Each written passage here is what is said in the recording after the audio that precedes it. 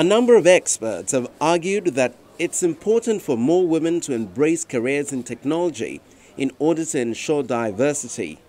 Across the world, the number of women in technology is increasing, but not as fast as proponents would expect.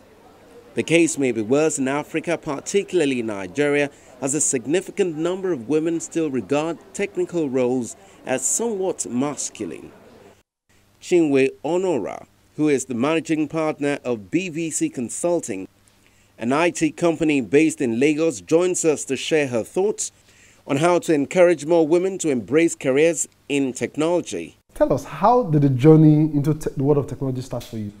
Okay, so I started out interning in an IT organization who majorly focused on IT training. And at the time, I was front office receptionist, and my role was typically to counsel students who wanted to start and build a career in IT, who wanted to learn IT training courses. And from there, I picked up the interest. And moving to the university, did you study computer science or computer engineering? I actually studied mass communication in university. So how did you make the career switch?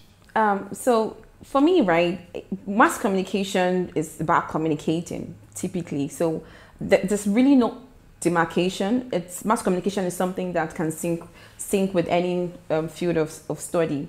So I maximized my mass communication skills and knowledge that I have garnered over the period of time, and I used it because my role involved me speaking with people, and one of the things is communicating in a way that people understand. So I used that to, communicate to clients who came in to inquire about our courses, and it worked well for me. In a country where we make a big deal out of certifications and paper degrees, how have you been able to cope? So personally, I love learning. In fact, a couple of my friends call me professor. And that's because I just love to learn. I take knowledge, like, how women take Brazilian weave, etc., etc. That's how I take knowledge. So for me, I'm like, okay, what course do I need to learn now? Every minute of the day, that's how I think. And throughout the period while I worked for the first company that I worked for, I did loads of certification courses. Not because I wanted it to be like a status quo symbol, because I personally wanted to learn. I wanted to know. So I did ITIL, I'm ITIL certified. I did PMP trainings, I did business analysis trainings. I did loads of Microsoft certifications. And I did all that because I was deeply interested in the field of technology, and it worked for me. And you said that first job was more like an internship. So I grew the ranks. Okay. So I started out as an intern and I grew the ranks. My boss, within a short time, realized that he was underutilizing me, putting me at the front office. So he moved me to business development. And of course, if you're going to talk to a customer about the organization's services and products, you have to first of all understand what you're offering. And so I had to learn it. I had to know what I was going to talk to the customer about.